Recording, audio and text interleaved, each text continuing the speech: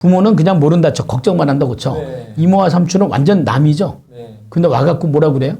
이래라 저래라 얘기해요. 아무 의미 없어요.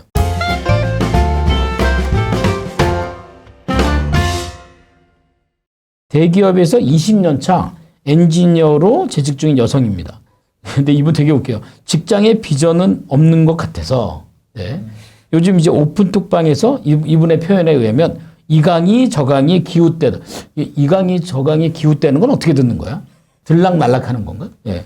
기웃대다가 부동산이 대세라 하여 공부를 하고 있지만 모든 게 막막합니다. 그죠? 이게 글쎄 부동산을 공부하는 것은 의미가 있어요. 금융이나 정책 이런 게. 근데 그걸 업으로 삼기는 참 쉽지 않죠. 근데 이분이 퇴직은 점점 다가오지만 해놓은 것은 없네요. 갑자기 내가 이 질문을 읽는 제가 약간 우울해지는데, 네. 이렇게 살아도 될까요? 그걸 내가 어떻게 알겠어요? 본인이 그렇게 살아오셨는데. 첫째는 이분이 대기업에서 20년 차 전문직이에요. 이게 중요해요. 전문직이에요. 20년 동안 있으셨어요. 네. 왜 20년 동안 있으셨을까요? 돈을 많이 주니까? 네. 아니에요. 그 일이 맞으니까. 네. 일이 맞으니까 있는 거지. 안 맞으면 돈 많이 줘도 못 있습니다. 두 번째는 직장이 비전이 없다는 걸 이제야 아셨나 봐요. 예, 20년 동안 뭐 하시다가. 사실 직장은요, 조직은 개인에게 비전을 주지 않습니다. 그럼 뭐가 필요할까요? 개인이 비전을 찾아야죠. 물론 따지고 보면 비전이 자기를 만드는 거겠죠. 그죠? 예. 또 하나는 이분이 지금 바쁘게 사시네요. 직장도 다니고 오픈톡방에서 이 강의, 저 강의도 기웃. 여러분 잘 들으세요. 강의를 들었다고 해서 무조건 그 강의를 따라하는 건 아닙니다. 그러니까 오늘 같은 강의 말고 뭐 기능적인 강의 있잖아요. 뭐 하는 법. 뭐 그런 거 되게 많더라고요. 뭐 3개월 동안 뭐 하면 1,000만 원 버는 법. 나는 진짜 그런 게 있는가 모르겠어. 그죠? 뭐 시금을 전폐하고 하면 뭐 안 되겠어. 그죠? 예. 이런 것들을 보시면서 부동산을 선택했는데 사실은 이것도 본인하고 잘 안 맞는 거야. 그러니까 막막한 거죠. 일단 저는 이분에게 이런 솔루션을 좀 드리고 싶은데 일단 첫 번째는요. 이분이 지금 몇 년 재직 중이었다 그랬죠? 20년이잖아요. 그럼 20년은 강산이 2번 바뀌었잖아요. 네. 그러니까 이분이 처음에는 미혼일 때 들어갔다가 애가 20대인 거야, 말하자면. 그러면 이분이 20년 동안 일을 했으면 얼마나 익숙할까, 이거예요. 또 하나는 얼마나 지겹기도 하겠죠. 네. 뭐가 빠졌죠? 20년 동안에 본인의 노력에 의미가 빠졌어요. 20년 동안에 본인이 어떤 일을 했는지 의미 부여를 할 필요가 있어요. 그래서 보통 그렇게 직장 생활을 이렇게 오래 하신 분들이 저한테 묻는 질문이 그거예요. 교수님, 저는 제가 누군지 모르겠어요. 그러니까 이거는 20년 동안에 내가 없었잖아요. 그러면 밖에는 찾지 말고 20년 동안에 어떤 일을 했는지 그 안에서 의미를 부여하라는 거예요. 제가 이런 분들에게 주는 솔루션이 있죠. 예. 집에 자기 방 있죠. 네. 그 방에 한쪽 벽 헐 수 있죠. 전지 2장을 딱 붙이고요. 손바닥만한 포스트잇을 색깔별로 사세요. 그 다음에 의자를 갖다 놓으세요. 그래서 딱 벽을 보세요. 첫 직장 들어갔을 때 기억나죠? 그 회사 들어가는 첫 번째 날 기억하세요? 그날 첫 번째 사수 있죠? 그 사람 이름 기억해요? 첫 번째 맡았던 업무 기억해요? 첫 번째 맡았던 프로젝트 기억해요? 첫 번째 실수했던 거 기억해요? 그거를 포스트에 붙이는 거 무조건. 첫 번째 사수, 첫 번째 프로젝트 이렇게 붙이기 시작해요. 20년 정도면요. 몇 장이 나오냐면 평균 5, 60장은 나와요. 와. 근데 이제 왜 포스트잇으로 붙이라고 하는지 알겠죠? 띄었다 붙였다 하라고. 근데 비슷한 거 서로 분류할 수 있잖아요. 네. 그럼 분류를 쫙 한 다음에 노트북 갖다 놓고 포스트잇 한 장당 문장 하나씩을 치는 거예요. 육하 원칙에 의거해요. 누가 어디서 무엇을 어떻게 왜 이렇게 이런 식으로. 그러면 그 모든 스토리의 주인공이 누구예요? 나예요. 아주 소소한 사건 속에 내가 어디 있는지 발견하게 돼 있어요. 내가 지금 뭐 하는 작업을 하고 있죠? 나를 찾는 작업을 하고 있어요. 그리고 포스트잇 한 장당 썼던 문장을 1번부터 60번까지 50번까지 나열해 보세요. 50번까지 나열하는 거예요. 문장이요. 그러면 그게 뭐예요? 20년 동안의 나의 이야기예요. 그리고 블로그에 문장 하나당 스토리 하나씩 쓰는 거예요. 아마 그 스토리에 갈등이 있었을 거예요. 네. 그 스토리에 해결책이 있었죠. 그걸 써가는 거예요. 이 작업은 어떤 작업이에요? 또 그랬더니 어떤 분이 그래요. 그렇게 해서 자서전 쓰는 거죠. 그런 짓 하지 마시고요.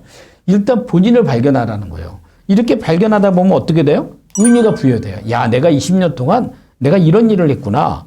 이런 거. 이런 일을 해내지 않았습니까? 말합니까? 이거예요.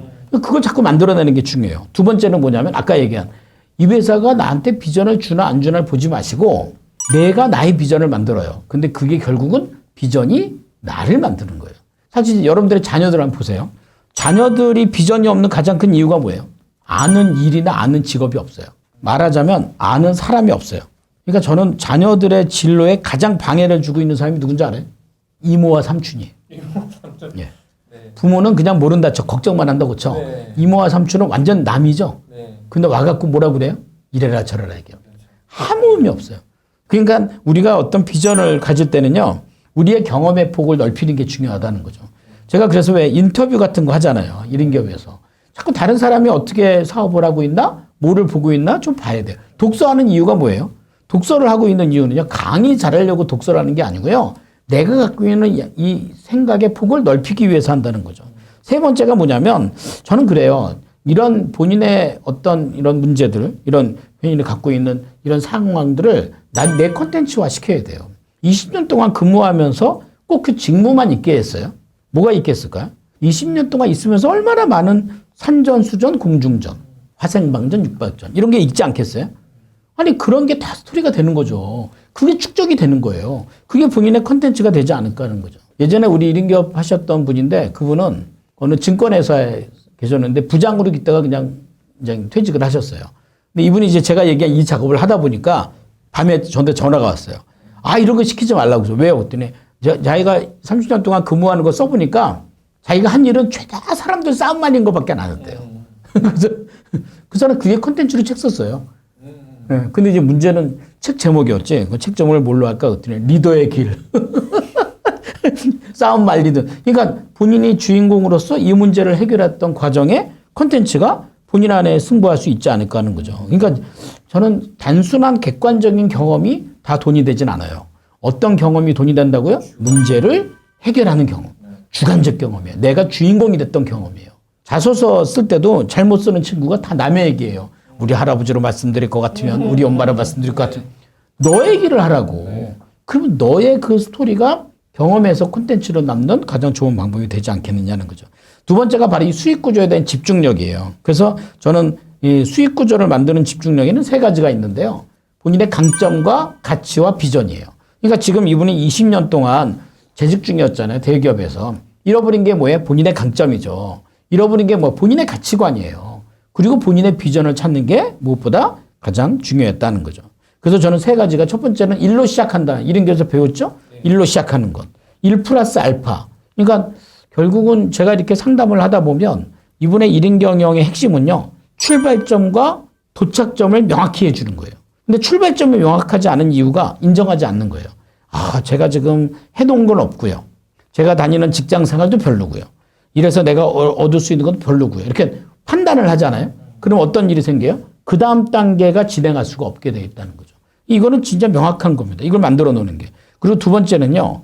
그러니까 내가 그런 경험을 통해서 이분이 20년 동안 대기업에 계셨잖아요. 있으면서 갖고 있는 본인의 경험이 누구에게 필요할 것인가 이거죠. 누구에게 필요할까요? 아마 또 누군가 직장 생활하는 새내기들한테 필요하지 않을까요? 이건 뭐냐면 수요를 공급하는 거예요. 그러니까 내가 갖고 있는 경험에 수요를 창출하는 것보다 더 중요한 건 없어요.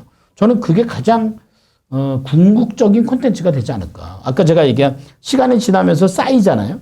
이렇게 쌓이다 보면요. 그 쌓이는 게 본인에게 자산일 수밖에 없다는 겁니다. 그래서 가장 중요한 것은 지금 당장 뭔가 직장을 때려치거나 지금 당장 뭐 1인 경영 뭐 스마트 스토어 여기 이게 중요한 게 아니라 계획을 했으면 좋겠어요. 아까 우리 첫 번째 생각력이었잖아요. 생각에서 비롯되는 게 뭐예요? 계획이죠. 생각에서 비롯되는 게 계획하고 그 다음에 실행하고 피드백하고. 그러니까 약간 저는 멈추는 시간도 좀 필요해요. 뭐 일을 하다가 시간 관리를 잘해도 멈추는 시간, 혼자 있는 시간, 진짜 하루에 1시간이라도 혼생 시간 멈추고 생각하고 선택하고 이런 과정들이 좀 필요하지 않을까. 이렇게 하면서 이 피드백의 균형이 본인이 직장 생활에서 얻었던 의미와 내가 직장을 나와서 해야 될 일과의 균형을 만드는 것. 저는 이게 1인 기업을 시작하는 것에 아주 중요한 하드웨어가 되지 않을까 생각합니다. 자기 개발이라는 말이 있죠. 또 자기 경영이라는 말이 있습니다. 보통 자기 개발에 사람들이 많이 매력을 느끼죠. 왜요? 사는 것 같거든요. 근데 40대의 자기 개발 책에 너무 매료되지 마세요. 그거 중학교 때 했어야 되는 일입니다. 예. 그걸 보고서 내가 뭐 강사가 돼야지. 그리고 어떤 분은 자기 개발 책을 읽으면서 사명이 생겼대요. 무슨 사명이 생겼어요? 우리의 일을 바꿔야 될 것 같은. 그 애가 몇 학년인데 고등학교 2학년이래요. 끝났어요. 끝났어. 걔한테 지금 자기계발서를 읽고선 설득을 하거나 설명하는 건 힘들어졌어요. 이제 뭐 해야 돼요? 자기계발이 아니라 자기 경영으로 올라오셔야 돼요. 자기 경영이 되려면 현재 본인이 하고 있는 일에 좀 의미를 부여했으면 좋겠어요.